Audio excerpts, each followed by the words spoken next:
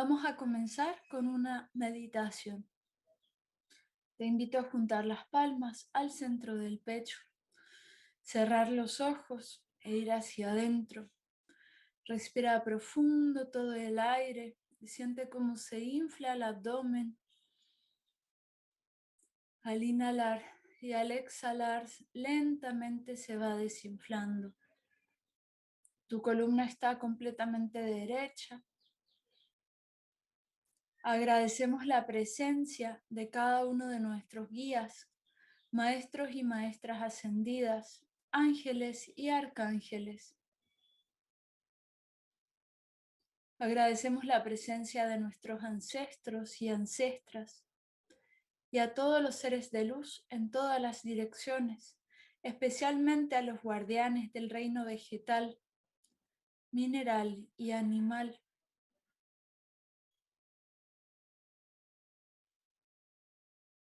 Vamos a conectar profundo bajando las palmas de las manos. Mano izquierda se sostiene por palma derecha. Nuestra energía femenina es sostenida por la energía masculina. Y cada uno a su propio ritmo va a respirar profundo, contando 8 respiraciones, sintiendo que cuando inhala entra una luz verde a todo el sistema nervioso, a todos los cuerpos, y al exhalar profundo por la boca, bota este aire verde hacia afuera. Anda a tu propio ritmo, respirando profundo todo el aire, exhalando profundo todo el aire.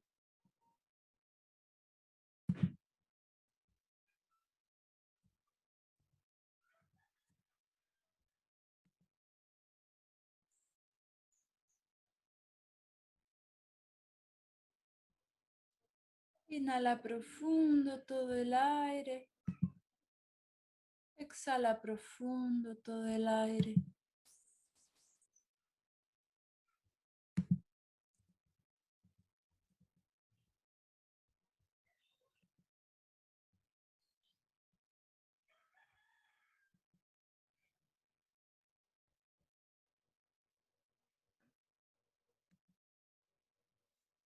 Y esta luz verde va entrando por tus fosas nasales, como si fuera un manto del reino vegetal, que entra profundo por la nariz, volviéndola de color verde. Se mete por la cabeza, bañando cada célula de color verde. Va bajando lentamente por el cuello, relajando los hombros, sintiendo como los músculos faciales se relajan. Se va derritiendo toda tensión en el pecho. La luz verde te traspasa, aliviando toda tristeza, toda sensación incómoda. Y esta luz verde se expande por el resto del cuerpo, traspasando tus brazos, tus manos que se juntan, tu vientre.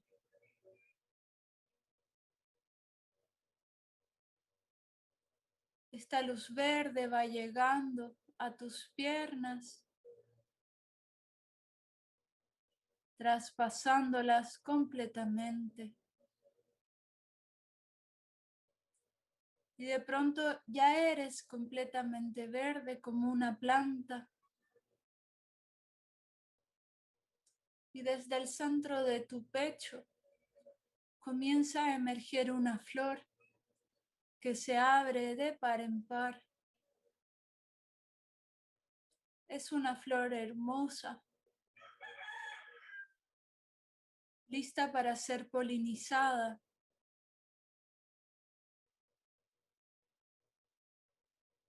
Ella tiene un tallo largo que baja más allá de tu cuerpo, echando raíces en la tierra, aprendiendo a tomar para expandirse, aprendiendo a tomar la energía de vida de la madre tierra. Estas raíces de la flor se hacen cada vez más grandes y largas hasta llegar al cristal en el centro de la tierra.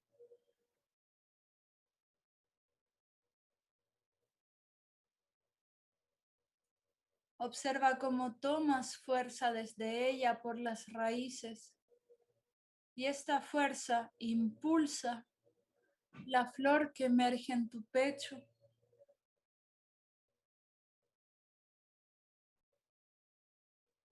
Y esta flor se hace cada vez más grande y grande.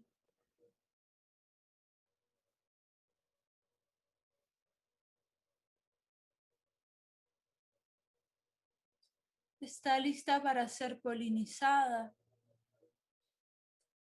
Su rico aroma ya lo sienten mariposas, picaflores.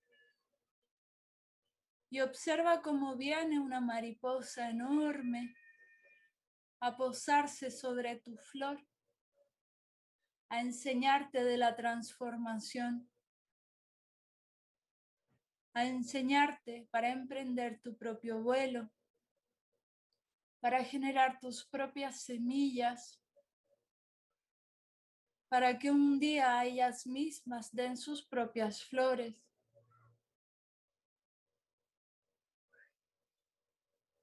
Respira profundo todo el aire y conecta con la sabiduría de tu propia flor. Ella te está enseñando en este momento a tomar para dar, a recibir para entregar, a ser única e irrepetible, a ofrendar para expandirse. Respira profundo todo el aire y visualiza con tus ojos cerrados que hay muchísimas otras flores a tu alrededor. Visualiza muchos seres humanos de color verde que tienen en su pecho una flor. Cada uno tenemos una flor diferente, una flor única e irrepetible, de un color, de un aroma, de una textura, lista para ser ofrendada, expandida. Respira profundo todo el aire y observa toda la esfera planetaria.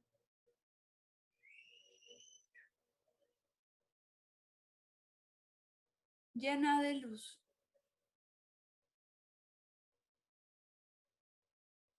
Que entrega estas millones de flores en todo el planeta como faroles de luz. Visualizamos toda la esfera planetaria con un manto verde que la sana, la regenera. Respira profundo todo el aire. Siente como todos tus cuerpos se relajan. Siente el amor que se expande en tu corazón. El amor de la tierra. Eres un fruto, eres una flor. Eres la mariposa que se posa sobre tu propia flor. Eres el todo, reflejando cada uno de los elementos en conjunción.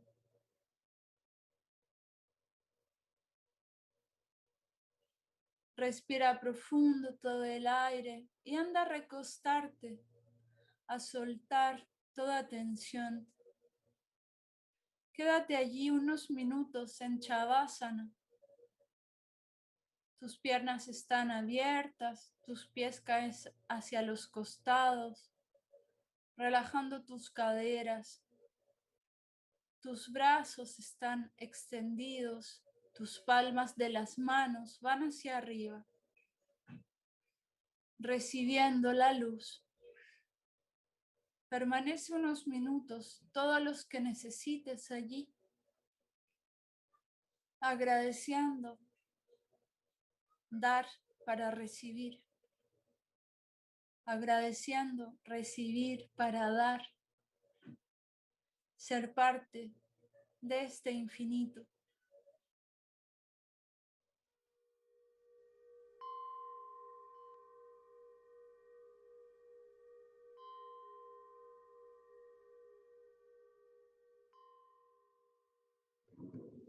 Hola amantes de la naturaleza y de las plantas, estamos aquí en la tercera clase de terapia floral botánica, donde vamos a ahondar en las plantas propiamente tal. Mi nombre es Julián Avaria Eizaguirre y me profeso jardinero y botánico de oficio y profesión.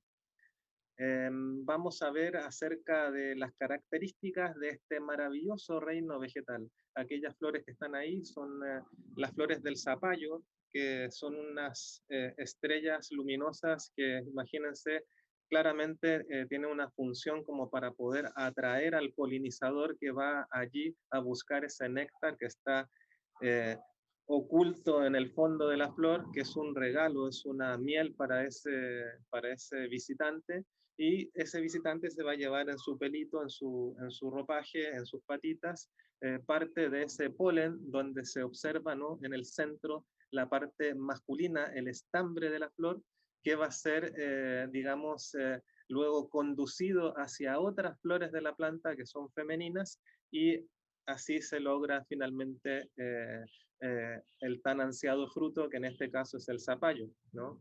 Ya vamos a ahondar en este tipo de floración más adelante.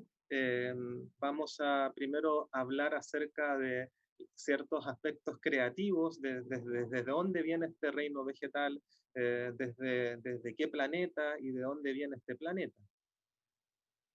Hay un cierto consenso, es un consenso, digamos, donde hay discrepancias también dentro de la misma ciencia oficial, que la creación existe a partir de una gran explosión, ¿no?, denominada Big Bang, y a partir de allí, en un proceso de millones y de miles y de millones de años, se fueron creando todo lo que nosotros conocemos a nuestro alrededor, ¿sí? Ahora bien, hay otras explicaciones que son un poco más profundas, son más bien esotéricas, han sido herméticas en una época de su vida. Por ejemplo, este símbolo, la flor de la vida, en la época pitagórica era un símbolo vedado para el común de los mortales. Ese símbolo únicamente podían acceder los iniciados, los que se habían iniciado en los saberes de aquel entonces.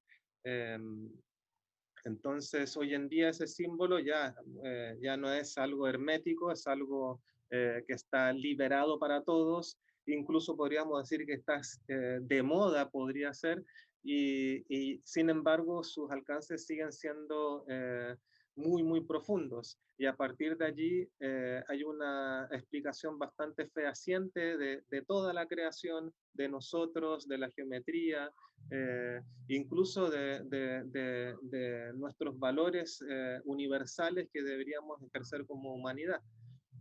Básicamente todo nacería a partir de aquel punto cósmico primigenio que está allá en el centro, que estaba rodeado de nada, y esa nada era omnipresente y solo existía ese punto y esa nada alrededor. Por lo tanto, ese punto ni siquiera podía moverse porque no había un testigo que pudiera atestiguar ese movimiento, entonces no podía moverse ese punto primigenio. Sí podía sentir, sí podría estar vivo como una semilla, ¿no?, antes de nacer. Esa semilla está viva, la semilla está con todo el contenido de su genética en su interior. Sin embargo, no es un bosque, todavía no es un árbol. Entonces ahí estaba su punto cósmico primigenio a punto de nacer, Entonces no sabía, sí, existía, pero ¿cómo es esto? ¿Cómo puede ser que, cómo puede haber algo más? ¿Cómo puedo expresarme? ¿Cómo puedo ser alguien? Y así finalmente se dice que en una proyección de sí mismo hacia todas las direcciones, fue formando una sensación de esfera a su alrededor. Y por lo tanto esa sensación de esfera se fue haciendo cada vez más densa y hasta que fue finalmente un otro, ese borde, digamos, era él mismo, pero sin embargo pudo hacer algo que hasta ese momento no podía hacer, trasladarse desde su centro hacia ese borde. Y allí sí apareció otro, porque se formó otra esfera con su propia proyección de sí mismo y se vio reflejado en dos esferas con una parte elíptica en su centro, ¿no? La vésica Piscis, y así sucesivamente. Si se fijan bien al centro, si juntamos una con la otra, se forma una vésica Piscis, y así con cada una de las esferas, en las del borde se notan más. La esfera superior y la esfera inferior guardan una elipse, una elíptica en su centro, ¿no? Ese es el famoso símbolo de la vésica Piscis, que se alude mucho a lo femenino, a lo creativo, a lo venusino, ¿no? Ya estamos hablando de dos esferas, y después tres, y después cuatro, hasta que se forman siete, la famosa semilla de la vida, y luego ya son tres, el famoso fruto de la vida, y así sucesivamente hasta llegar a eso que en el fondo contiene todo lo que hay adentro. Se ve muy fácil la figura del cubo, ¿no? Del hexaedro, se ve muy fácil, sin embargo están todos los otros sólidos platónicos contenidos allí. Te desafío a que lo veas, el icosaedro, el tetraedro, el octaedro, todas las figuras eh, eh, platónicas están allí. ¿Ah? Entonces, ciertamente la flor de la vida es una forma de entender también de dónde vienen las plantas, porque las plantas van a seguir esa matriz. Tú estudias el movimiento de los pétalos, de las hojas, de las raíces, de todo lo que tú veas en las plantas, está reflejado allí. Fíjate tú en un girasol, ¿sí o no? El centro del girasol es exactamente igual a la flor de la vida, porque justamente eso es lo que buscan las plantas, exactamente imitar esa matriz de la perfección en la creación. Incluso se ha calculado que hay una millonésima imperfección en la expresión de la naturaleza, porque no solo las plantas, sino las conchas del mar, las galaxias, etcétera, se siguen moviendo a través de ese símbolo. Y esa imperfección es lo que lo hace tan maravillosa y tan perfectible, lo que es nuestra realidad y toda la de los seres vivos que habitan junto a nosotros en la superficie del planeta Tierra. Entonces, yéndonos a otro símbolo, hacia el Om, tenemos esta significante que va más allá, sino que más allá de la forma, sino va a un sonido, ¿no? La forma del Om se dice que lo que expresa más fielmente es a un soplido, que sería el soplido de Dios y de la diosa al llevar a cabo la creación. Entonces el primer sonido cósmico, el primer sonido creativo sería Om, que en verdad se desglosa Aum, Aum. Así se pronuncia Om.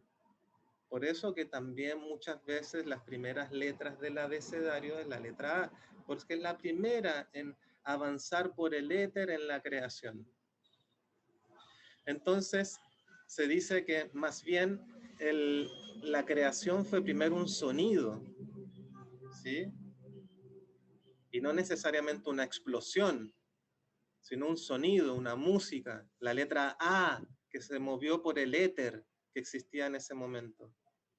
Y luego el éter se fue densificando en aire, el aire en fuego, en luz, y luego en agua y finalmente en tierra. Entonces, ¿cómo es el orden de los elementos, no? El primer elemento es el éter, que es el más olvidado de todos. Entonces, bueno, vámonos a ciertas convenciones para que nos entendamos, ¿no?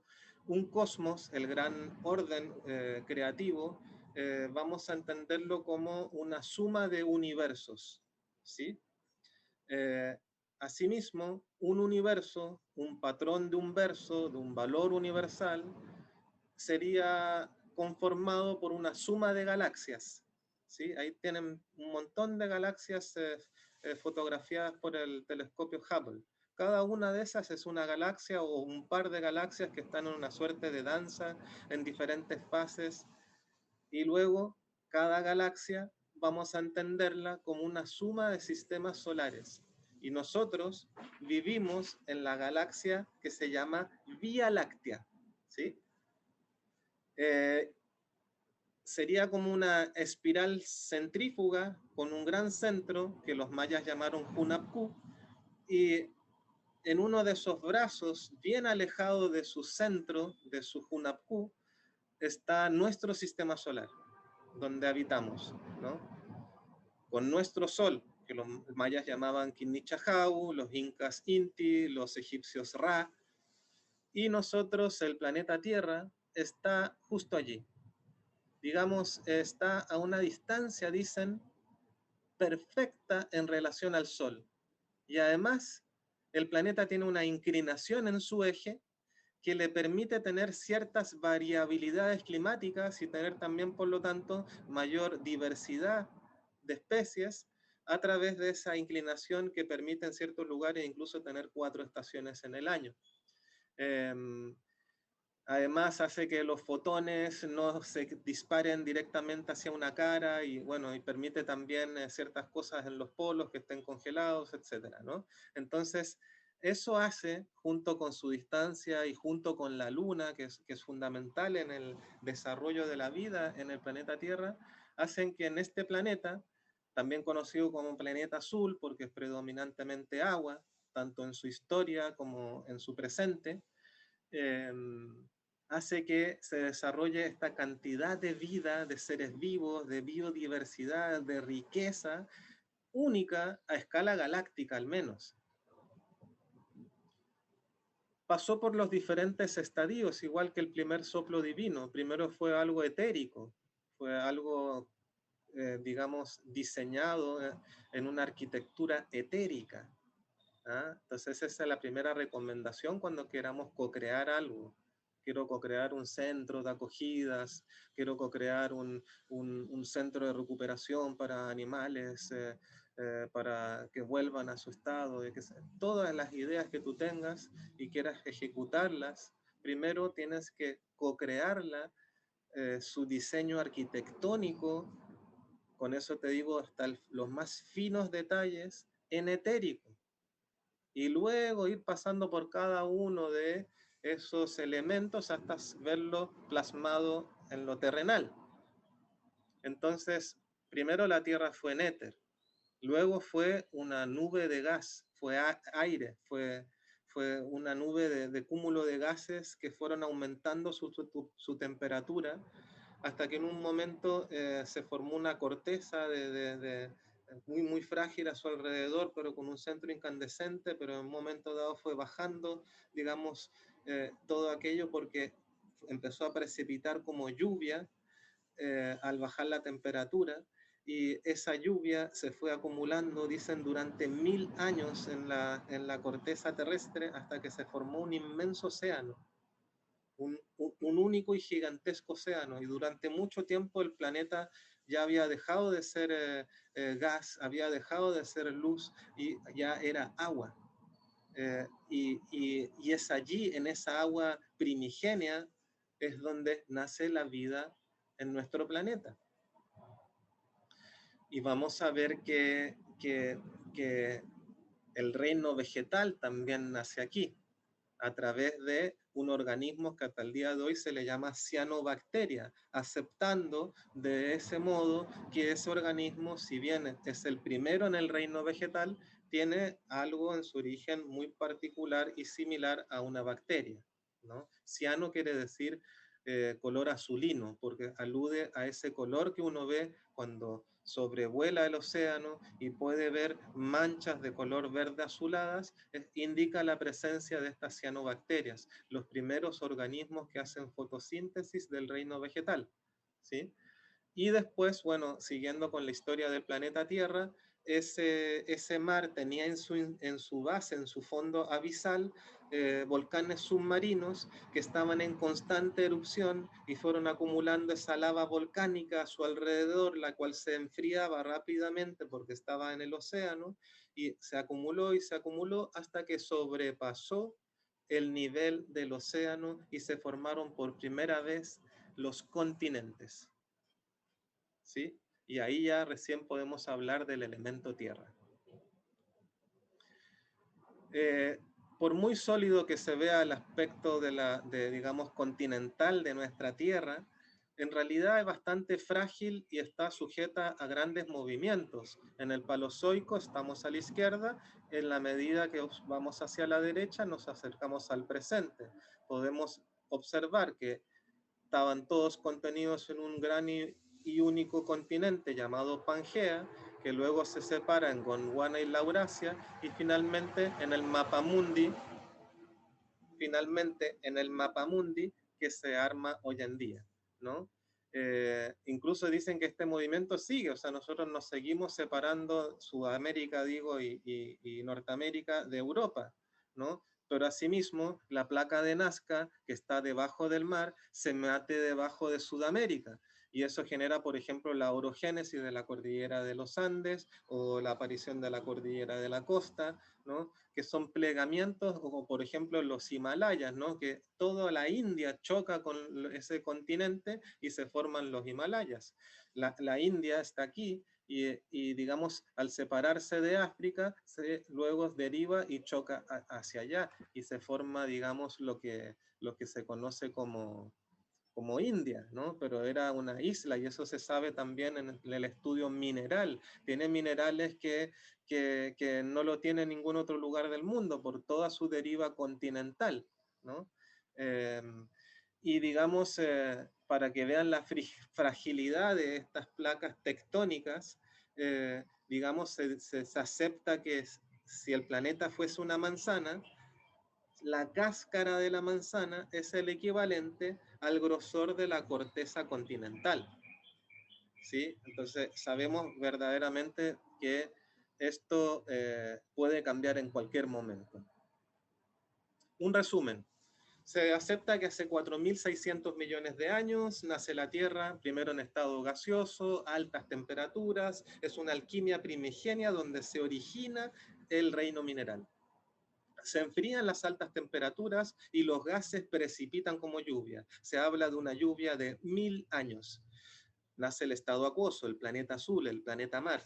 Luego se calcula que las primeras arqueobacterias, los primeros seres vivos en aparecer en la Tierra, son de hace aproximadamente 3.000, 3.500 millones de años atrás.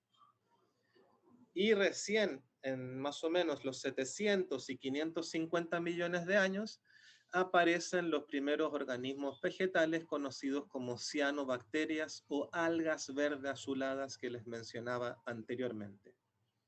Son las primeras plantas en aparecer, son los primeros seres vivos que hacen fotosíntesis, ¿sí? Que son capaces de captar los fotones, captar ese dióxido de carbono que está en exceso en esa protoatmósfera y liberar oxígeno a la atmósfera. Digamos, liberar oxígeno al entorno y por eso lograr a posteriori una atmósfera respirable como la que tenemos hoy en día en el planeta, que le permite albergar y amparar y cuidar a tantos seres vivos. Después emergen los primeros continentes producto de la acción de los volcanes submarinos y se calcula que durante el Silúrico Devónico aparecen las primeras plantas en esos continentes, es decir, las plantas migran del mar hacia el continente. Silúrico Devónico también coincide con que es la época donde hay mayor cantidad de peces en el océano. Por lo tanto, digamos, una tendencia a creer que las plantas, digamos, escapando un poco de la cantidad de depredadores, decide buscar nuevos horizontes en su afán para escapar de los depredadores y también en su afán de ocupar nuevo territorio, ¿no? Si hay un reino en la naturaleza que logró con más éxito ocupar, digamos, la esfera planetaria, tenemos a digamos, al reino vegetal como un gran ejemplo. Luego, en el Carbonífero, un poquito después del Devónico, se desarrolla ya el reino vegetal con contundencia en la parte continental, ¿no? Aparecen las primeras plantas que tienen tallos, las primeras plantas vasculares. Me refiero a los equisetos y a los helechos. Y también después ya aparecen plantas ya leñosas y hablamos de todo lo que son las coníferas, ¿sí? Son de esta época, del carbonífero, por eso se llama así, porque hay gran presencia de carbón, y el carbón proviene de la lignina, que es de la madera, que se genera a través del crecimiento secundario del tallo, que hasta ese entonces no había leña, no había madera, las plantas no hacían un crecimiento secundario de su tallo. Entonces nace este gran grupo de las coníferas, donde por primera vez aparecen las semillas. Hasta ese entonces las plantas no tenían semillas. Ya vamos a ir viendo paso a paso más adelante. Y después en el Cretácico, es decir, pasan más de 200 millones de años entre las coníferas y los cretácicos, que digamos es allí cuando aparecen las flores. Digamos, tiene que tardar 200 millones de años. Y, digamos, les voy a explicar por qué aparecen esas flores en su debido momento. Pero pasó mucho tiempo, es decir, las plantas con flores son las últimas en aparecer dentro de la existencia del reino vegetal en el planeta Tierra. Y luego ya para incorporarnos a nosotros los homínidos, nosotros aparecemos muchísimo después, hace 4,6 millones de años. Cuando las últimas plantas en aparecer se calculan que fue hace 135 millones de años y las primeras hace 700 millones de años. Así que, digamos, ellas, las plantas, pueden perfectamente vivir sin la presencia del ser humano, pero nosotros, cabe preguntarse, ¿podríamos vivir sin las plantas? Acá tenemos una tabla básica digamos, ilustrativa de cómo era el planeta antes de los organismos fotosintetizadores, en el tiempo precámbrico, donde solo había bacterias que podían vivir en condiciones que hoy se consideran extremófilas, ¿sí? Después ya en la época marina, ¿no? Aparecen los primeros seres vivos de todos los tamaños y de todos los tipos, entre estos a las cianobacterias. Enseguida en el Devónico es cuando pasan las plantas a colonizar el continente. Me encanta que se llame Devónico porque también viene de Devas. Y luego ya en el Carbonífero es cuando aparecen las plantas leñosas con crecimiento secundario de su tallo, que me refiero a las gimnospermas, ¿no? A las plantas que por primera vez tienen semilla. Y ya luego, fíjense ustedes, en la siguiente era, finalizando la era mesozoica, la anterior era la paleozoica, eh, en el Cretácico aparecen las plantas con flores. Y recién al final de este dibujo estamos nosotros. Me gusta este otro esquema porque es una espiral, ¿no? El tiempo me gusta destacar que no es lineal, sino es más bien esto, algo espiralado, donde está todo entrelazado, como en la flor de la vida que les mostré al inicio. Acá hay una síntesis de cómo se están repartiendo los seres vivos en diferentes reinos en nuestra superficie planetaria. Tenemos en primer lugar al reino Monera, el más abundante y digamos el más viejo. Luego tenemos al reino protista, que está conformado por los protozoos, que son organismos muy pequeños, muchos son unicelulares y de funciones muy básicas, como las eulenas, las amebas, los paramecios. Y ya a partir de allí se dice que se derivan los hongos, las plantas y los animales, ¿sí? Los hongos son un reino en sí mismo. Durante mucho tiempo estuvieron injustamente metidos dentro del reino Plantae, pero ellos no hacen fotosíntesis, son organismos degradadores, descomponedores de la materia. Sus funciones son completamente, digamos, distintas en el medio ambiente con respecto a las plantas. En las plantas están todos los tipos de seres vegetales, desde las primeras algas hasta las orquídeas o las flores más complejas, y entre el reino de los animales están los invertebrados, como los insectos, como los equinodermos, como los anélidos, como los moluscos, también los anfibios, los reptiles, las aves, los mamíferos y toda clase de animales invertebrados y vertebrados que existen tanto en el mar como en el continente. Esta es otra forma de hablar de lo mismo, ¿no?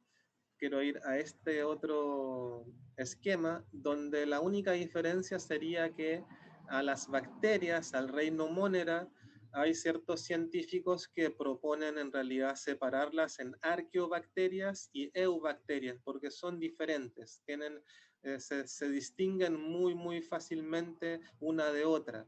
Los expertos en bacterias digamos, saben separar muy bien lo que es una arqueobacteria de una eubacteria. Entonces, hay quienes proponen que sean dos reinos distintos.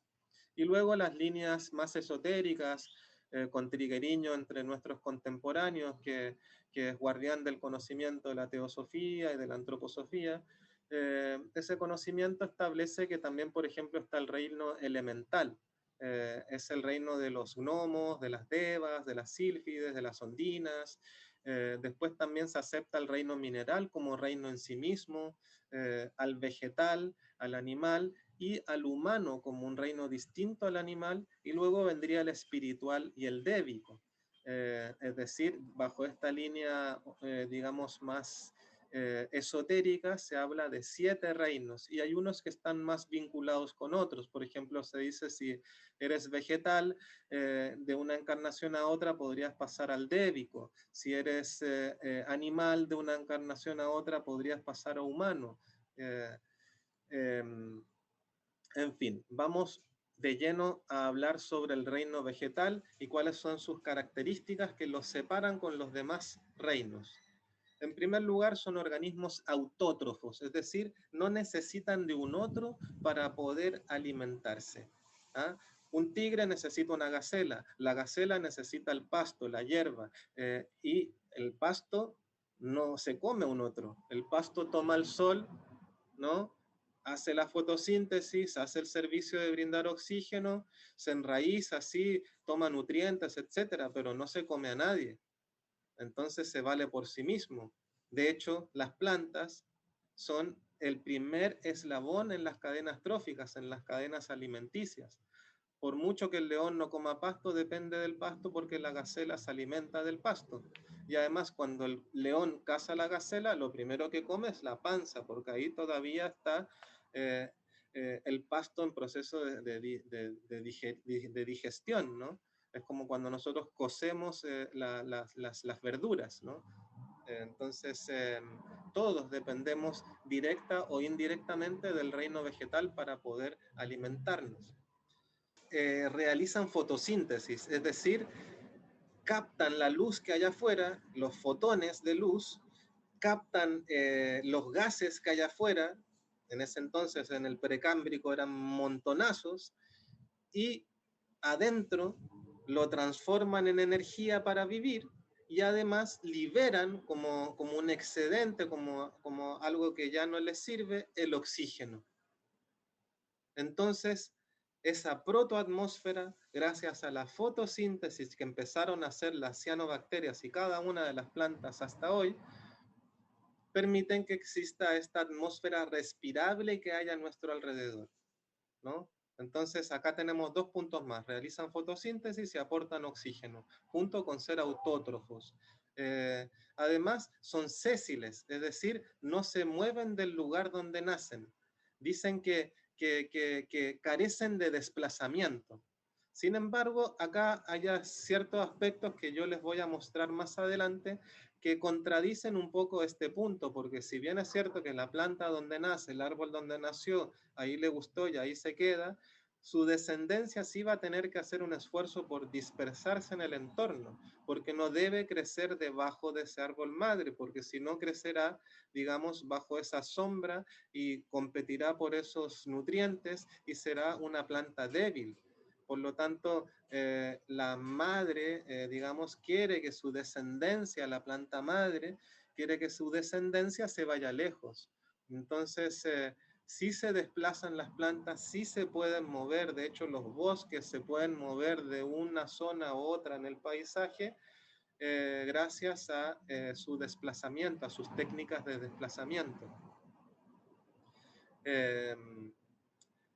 Además, digamos, de ser el eslabón primario de la cadena alimenticia, donde todos dependemos de las plantas, aportan medicina. Los mismos animales muchas veces se alimentan de plantas cuando necesitan mejorar la digestión. Por ejemplo, se alimentan de pasto, ¿no? O por ejemplo, también ellos la utilizan como material de construcción de sus hogares. Hacen los nidos de los pájaros, los castores hacen verdaderas obras de construcción, de diques, y así. Entonces, nosotros también, los seres humanos, además de usar todo eso, no solo también para nuestros ropajes y para todo lo que necesitemos, además hay plantas que ayudan a sustentar cosmovisiones enteras, ¿no? Como lo son el maíz, por ejemplo. Y desde la aparición de la jardinería y el paisajismo, se han agregado al paisaje con el fin de embellecerlos. Por lo tanto, aportan belleza a su entorno. Por ello y todo más, se las llama los servidores de la tierra. Y sin duda, podemos afirmar que son seres de luz. Por eso, que si tú deseas caminar por la senda de la luz, una de las vías más rápidas y más simples para lograr caminar en esa senda y tú transformarte en un ser luminoso y luminosa es cultivar una relación íntima con el reino vegetal. De esa forma te rodearás siempre con seres luminosos porque las plantas están en constante diálogo con el sol. Por lo tanto, dime con quién andas y te diré quién eres. Estarás rodeada de seres luminosos que te iluminarán a ti de forma silenciosa, con su belleza, con sus regalos, con sus frutos, con su néctar, con su sombra, con sus aromas. Todo eso brindado por el reino vegetal. Acá está la clave. Estos bichitos son la clave de lo que se llama la fotosíntesis. Se llaman cloroplastos. Y digo bichitos porque son organelos que viven dentro de la célula vegetal, pero fíjense ustedes aquí en la fotografía microscópica. Hay una doble membrana que lo cubre. Por lo tanto, se piensa que este organelo en algún momento habitó afuera de la célula vegetal. Por lo tanto, fue una suerte de bichito que vivía allí, una suerte de protozoo, ¿no? Y este protozoo sería fagocitado por una célula que existía en ese momento, se lo tragó y se formó por primera vez lo que se llama una célula vegetal, que tiene a este cloroplasto adentro, y él es el responsable de captar los fotones a través de los pigmentos verdes en la planta, es decir, la clorofila. Ahora bien, no debemos confundirnos, ¿no? Las plantas hacen fotosíntesis y las plantas hacen respiración. La fotosíntesis es durante el día y la respiración es durante la noche. Por ello, la recomendación de no dormir con muchas plantas adentro de tu habitación, porque en la noche liberan dióxido de carbono, respiran, transpiran, botan lo que les hace daño adentro, botan el excedente de agua, botan el excedente de gases, de toxicidades si lo hubiera en ese suelo, en esa maceta, etcétera. Entonces, podría ser que sufras una suerte de envenenamiento por estos gases liberados por las plantas durante la noche. Por supuesto que si es una macetita y una planta chiquita no pasa nada, pero a veces, por ejemplo, dormir adentro de un bosque puede producirte mareos por la falta, es decir, la circulación del aire y la acumulación de gases liberados por los árboles del bosque. Entonces, es por eso, porque en el fondo en la noche las plantas hacen otro proceso, abren los poros que están en sus hojas y se liberan estos gases o este exceso de agua, se evapora y regula, digamos, lo que digamos, pone orden y equilibrio durante la noche, por así decirlo, ¿no? Bota todo lo que no necesita y ya al día siguiente, cuando empieza a aparecer el sol, los cloroplastos comienzan a trabajar y a sintetizar la luz del sol. Acá tenemos, digamos, a las cianobacterias fotografiadas. Si se fijan, son organismos unicelulares que están pegados uno al lado del otro. Se propaga por bipartición, esto se parte y eso hacen una colonia diferente. Y se llegan a entrelazar así como verdaderos fideos que mirados desde el alto forman manchas verdes azuladas dándole nombre a esa alga. Luego aparecen otros tipos de algas unicelulares y también pluricelulares, ¿sí? Eh, algunas acuáticas y otras ya que se adosan a la roca. Y ya finalmente están las que crecen en la roca y empiezan a colonizar directamente en la zona continental durante el Devónico, hace 400 millones de años aproximadamente. Estamos hablando de los musgos y también estamos hablando de las hepáticas, que muchas veces se las confunde o se las toma por musgos. Pero fíjense en esta roca, claramente se ve la diferencia. Esto que está más esponjoso sería el musgo y esto que parece más rastrero, que tiene forma como de una alguita achatada, se les llama hepática, porque tendría cierta similitud a un hígado, ¿no? Y esta estructura que ustedes ven marrón allí y esto que está allí que también es marrón, serían las estructuras reproductivas de la hepática y de el musgo respectivamente. Adentro de esta bolita el musgo atesora esporas, lo mismo adentro de esta figura que está aquí. Esto sería el esporangio, que aloja las esporas, ¿no? Lo mismo hacen las pteridófitas. Los equisetos guardan esporas acá y los helechos hacen algo muy parecido a las hepáticas, que forman unos soros que llaman en los helechos, ¿no? La diferencia de los helechos y los equisetos con las anteriores es que ya tienen, digamos, vasos circulatorios, ya tiene un tallo. Por lo tanto, tiene que formar un vaso circulatorio para llevar lo que absorbe de la raíz hacia arriba y lo que absorbe con sus hojas hacia abajo, ¿no? Son tallos herbáceos por el momento. Lo mismo con el licopodio. Todo este grupo de licopodios, helechos y equisetos pertenecen al grupo de las pteridófitas, ¿sí? Que anteceden el carbonífero. Hasta ese entonces, todas las plantas, digamos, de los musgos en adelante, incluso me atrevería a decir algunas algas, se reproducen por esporas, ¿sí? Este es el ciclo de las esporas. Las esporas son haploides, una es masculina, otra es femenina. Deben juntarse ambas para dar origen a lo que allí se llama prótalo o primordio, digamos, de la planta. Necesita juntarse una espora masculina con una femenina, por lo tanto la técnica para adquirir éxito es producir millones. Produzcamos millones de esporas, por lo tanto, porque sí, en algún momento entre esos millones se van a chocar esporas masculinas con femeninas y van a dar origen a plantas nuevas, ¿sí? Es un sistema bastante básico, pero exitoso, porque así como les funcionó hace 400 millones de años, les sigue funcionando hasta el presente. Luego aparecen las coníferas o gimnospermas, que son las primeras plantas con semillas. Gimnosperma quiere decir semilla desnuda, es decir, no hay flor, no hay fruto, pero sí semilla, sí una estructura donde se guarda material genético, ¿no? Que ya no se necesita una espora masculina, ya no se necesita una espora femenina y no se necesita de un otro, etcétera. Ya la semilla en sí misma puede dar origen a una nueva planta, con toda la historia genética contenida en esa especie, ¿no?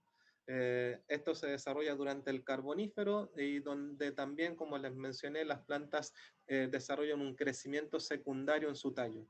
Familias de este grupo de gimnospermas más relevantes tenemos a las gincáceas con su única especie dentro de esta familia, al ginkgo biloba, que digamos es una especie fascinante porque se considera una especie fósil viva, ¿sí?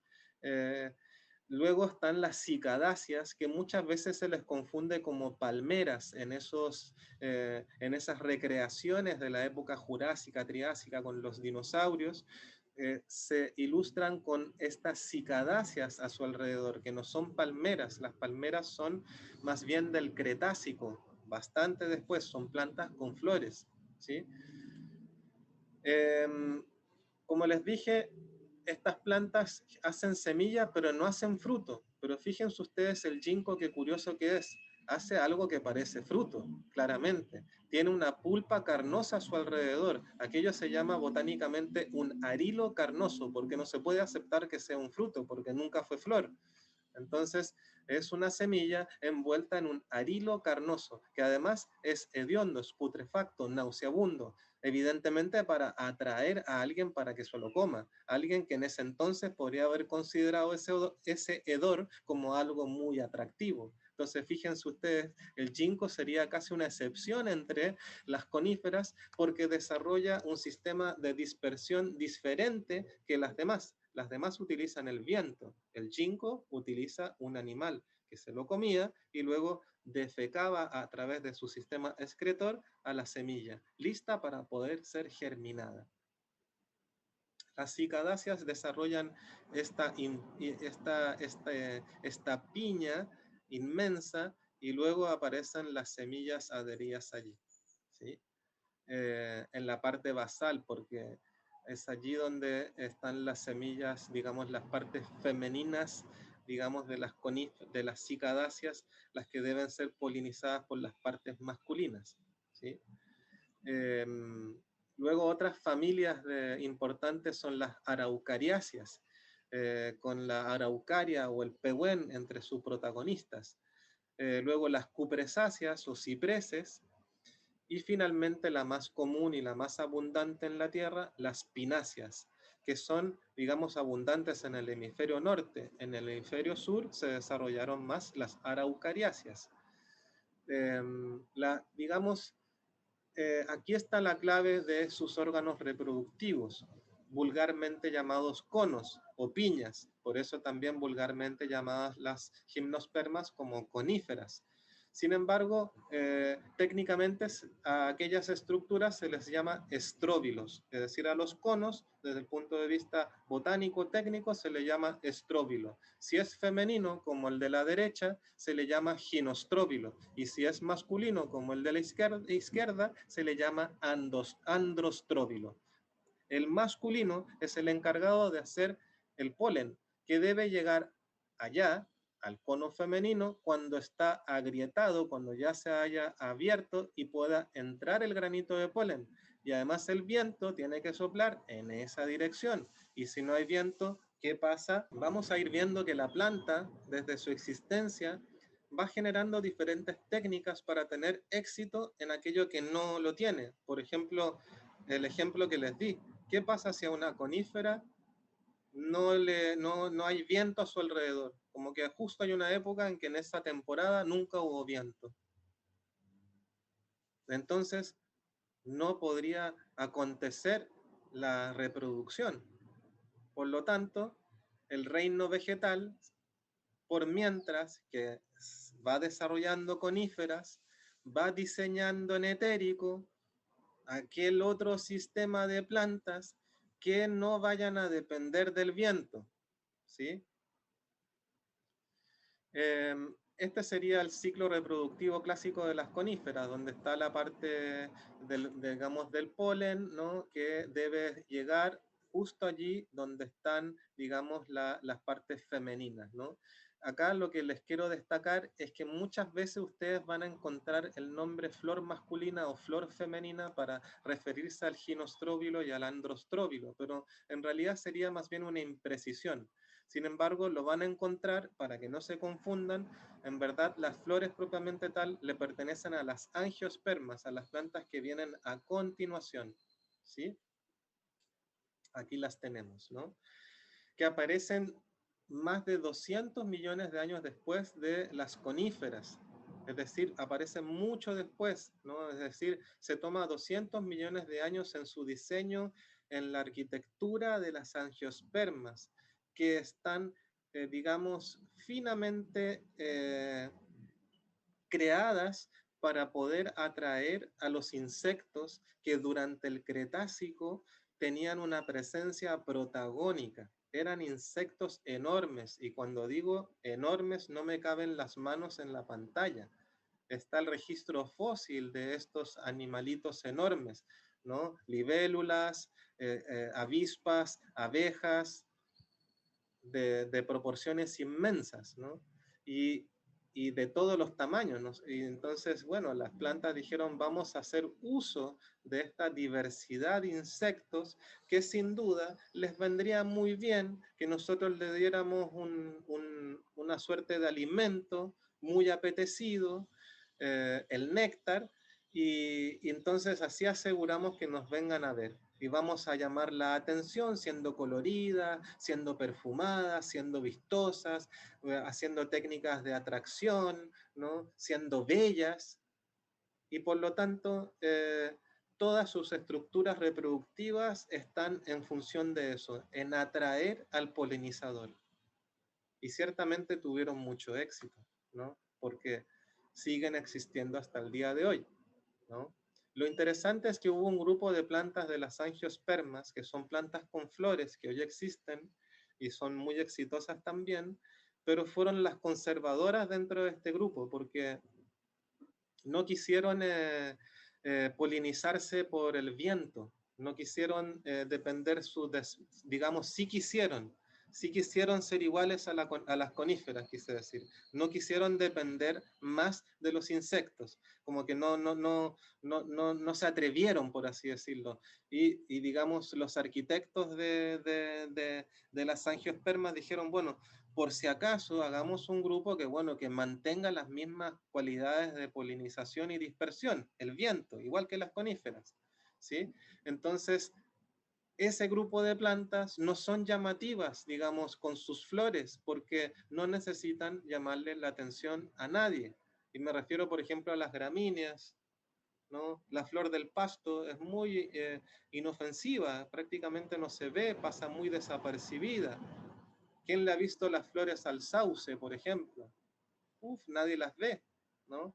Nadie repara en las flores de un sauce, ¿no? Y un ejemplo más bien más ilustrativo tenemos el maíz, ¿no? El maíz en su parte de arriba tiene la inflorescencia masculina que parece la espiga de un pasto, de un trigo. Y luego en la parte de abajo, ¿no? Se va a formar lo que es la mazorca o el choclo, ¿no? Pero antes hay unos pelitos que asoman, que luego va a ser la barba del choclo, ¿no? Cada uno de esos pelitos son las partes femeninas de la flor que, que va a recibir, digamos, en la punta del pelito el grano del polen, ¿sí? Y va a entrar y va a formar un diente de la mazorca. Por eso que cuando tú ves en la mazorca que hay dientes que le faltan, quiere decir que ese pelito, ese pistilo, no fue fecundado por el polen de arriba o de las plantas que están a su alrededor, ¿sí? Entonces, si ustedes se fijan, no son flores llamativas, son flores que pasan completamente desapercibidas, porque en verdad no necesitan gastar su energía en hacer belleza, perfume, néctar, porque su objetivo es otro, el viento, ¿no? Este es el esquema clásico de una flor que todos tuvimos que dibujar en las escuelas. Sin embargo, no todas las flores son así y no comenzaron siendo así, ¿no? Acá tenemos a todas las estructuras juntas. Tenemos el cáliz, que está conformado por los sépalos, que es la parte verde, la parte que sostiene a los pétalos, que en su conjunto se llama corola. Luego tenemos la parte femenina, que es el, digamos, pistilo, que está dividido en el estigma, estilo y en el óvulo, ¿no? Y luego tenemos la parte masculina, que es el estambre, que está dividido en un filamento y la antera. Pero no fueron siempre las flores así. Vamos a ver por qué. Acá tenemos, antes de pasar a eso, digamos, las estructuras separadas, ¿no? Estos son estambres con sus anteras que vemos en la fotografía, que es donde se produce el polen, ¿no? Y luego tenemos el pistilo, ¿no? Que el pistilo tiene una entrada, o pueden ser varias, luego tiene un estilo, que es un conducto, y luego un ovario, que es donde están los óvulos en su interior, que serán fecundados con los granos de polen. En efecto, se dice que tiene acá una suerte de abertura donde hay una cerradura que empata exactamente como figura 3D del grano de polen de su especie. Por lo tanto, otro grano de polen no puede entrar, ¿sí? Y si entra, no pasa nada acá adentro, ¿sí? Pero tiene esta cerradura que tiene que forcejear para poder pasar, ¿no? Eh, Fíjense ustedes en la fotografía. Acá hay 5 estigmas, luego viene un estilo y al fondo ya estaría detrás el ovario, ¿no? Y los estambres están por detrás del estigma, es decir, como tratando de evitar ser polinizada por su propio estambre. En efecto, eso es lo que busca, porque la planta se dio cuenta que no podía, digamos, autopolinizarse, porque si no iba a tener muy poca variabilidad genética en su descendencia, y a la postre eso le podría jugar en contra, porque tendría un menor abanico de posibilidades a las cuales echarle mano en caso de un cambio brusco en el medio ambiente. Por lo tanto, le conviene ser fecundada por el polen de otra, digamos, de otro ejemplar de la misma especie, no autopolinizada por sí misma, sino por un miembro de la misma especie, pero que no sea ella misma, ¿sí? Eso asegura un intercambio genético entre ambos y por lo tanto una mayor diversidad genética. Entonces, en esta búsqueda de poder tapar todos estos agujeritos que se forman al idear, al co-crear el mundo de las angiospermas, primero las plantas, digamos, desarrollaron las flores por separado, en dos casas, en una casa masculina y en una casa femenina, macho y hembra, ¿no? El ejemplo de la fotografía es el boldo de Chile, una especie endémica de la zona central de Chile, que es dioica, es decir, sus flores están separadas en dos casas. El de la izquierda claramente se ven los estambres con sus sacos polínicos, y el de la derecha es la flor femenina que el día de mañana se transformará en su fruto. ¿Ah? Por ejemplo, el palto.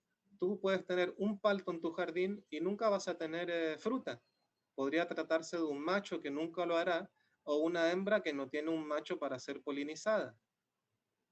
Si bien un macho sirve para muchas hembras, si no lo está, tampoco es capaz la hembra de generar una fruta, porque necesita que le traiga polen del macho, ¿no?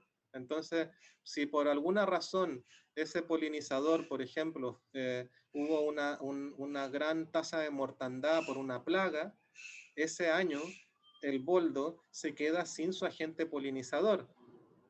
Entonces dice el reino vegetal que ante esas circunstancias vamos a ser monoicos, es decir, seguimos siendo flores unisexuales, pero en la misma planta están.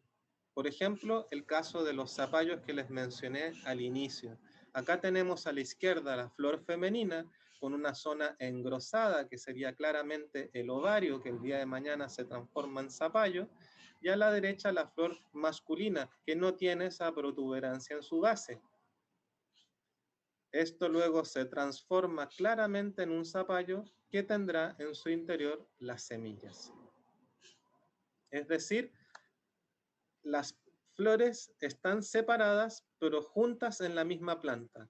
En cambio, en la anterior están definitivamente separadas en pies distintos, en dos casas. En cambio, acá comparten la misma casa pero en habitaciones separadas. Y luego ya están las flores hermafroditas, las que tienen ambas estructuras juntas, pero con un diseño particular para no autopolinizarse y para atraer al polinizador a como dé lugar. Las orquídeas en la derecha han desarrollado técnicas ya, se dice que son de engaño, son capaces de disfrazarse, son capaces de atrapar, de hacer trampas, es decir, ya desarrollan conductas que podrían incluso asemejarse más bien a un animal en estas características como de cazar al polinizador, o incluso hay orquídeas que semejan el insecto hembra, segrega la misma feromona que la insecta,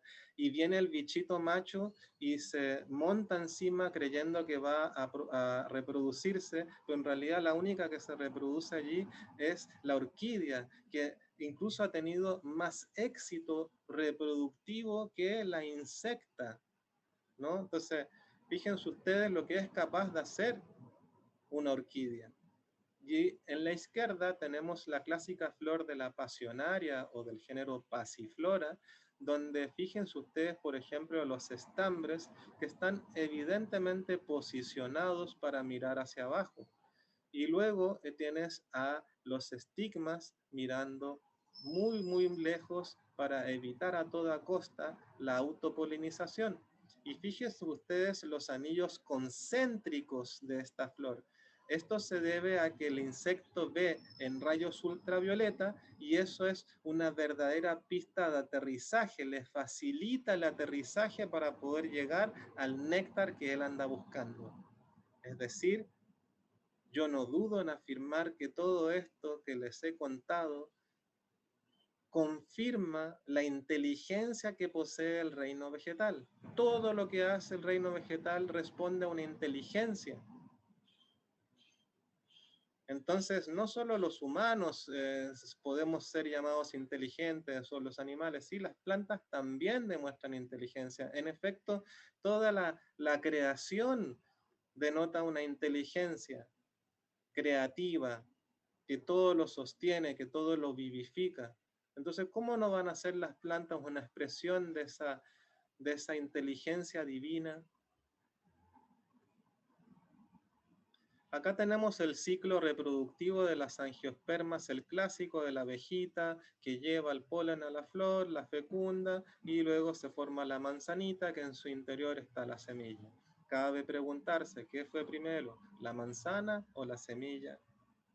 Acá tenemos un ejemplo de muchos frutos para sacarnos la idea de que el fruto es solo una manzanita o un durazno. No, hay un montón tipo de frutos y no todos son comestibles, ¿no? Hay frutos que serían indigestos, o frutos que anda a comerte desde la derecha, no podrías, ¿no? Estos diseños están creados para facilitar la dispersión, digamos, el alejarse de la planta madre y ocupar el territorio. Las plantas es uno de los reinos vivos que más éxito ha tenido ocupando el territorio en la superficie planetaria. Y lo hace gracias a esto, entre otras cosas, ¿no?